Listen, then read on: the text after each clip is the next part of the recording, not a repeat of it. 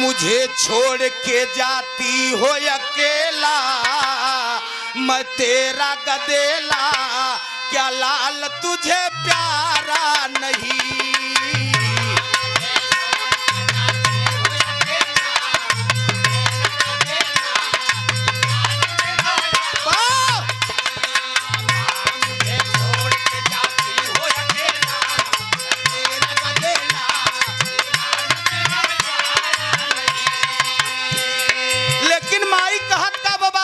सोचा था देखे सरच के जब बेटा के झलक तब कहत माँ का कहता।